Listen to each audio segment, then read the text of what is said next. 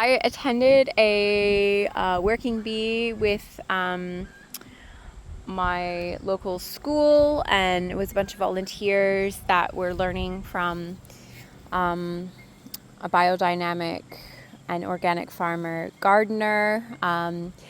And this was the setup. Super easy. It's just star pickets. So I have 4, 5, 6, 7, 8 star pickets and 3 bays. So the first bay, second bay, third bay. I haven't measured it. I don't know if I've done anything right or wrong. All I know is that my previous compost, if you watched any of my other compost videos, they were just like ad hoc, and I knew that they were too big. The bays were too big, and these are much smaller. So for like a big, huge property and a huge garden, you'll obviously need a bigger bay, but you actually need it to be quite compact, because you want to layer it up rather than out, because up is what's going to create the heat and generate all those microorganisms. So the middle bay is going to be a compost pile, and I'm hoping to do a working bee in January with some people who want to learn how to make a biodynamic compost. So I will document that and share step by step, but this is the skeleton of it. Over here, I collected some cow poo today. I've just drove the John Deere tractor around the property, shoveled it up, and dumped it into this bay, and I've just put mulch on top of it so it doesn't dry out.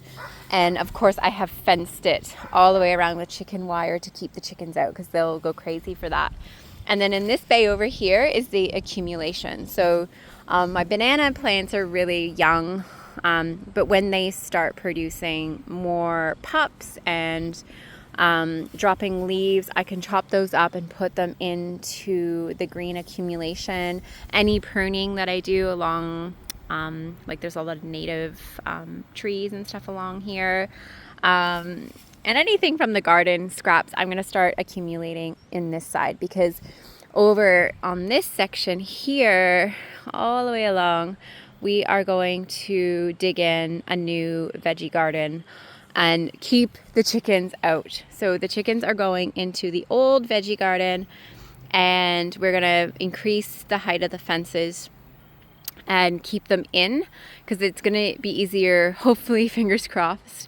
In theory, it's going to be easier to contain them in there rather than contain them from all the property. So that's probably next year, but we're just getting at least the compost ready, because it takes quite a few months for it to work. So that is the latest projects that we have going on the last few months. It's been a while since I've posted, so I've just uploaded several videos to give some updates on what's been happening in our little slice of paradise here.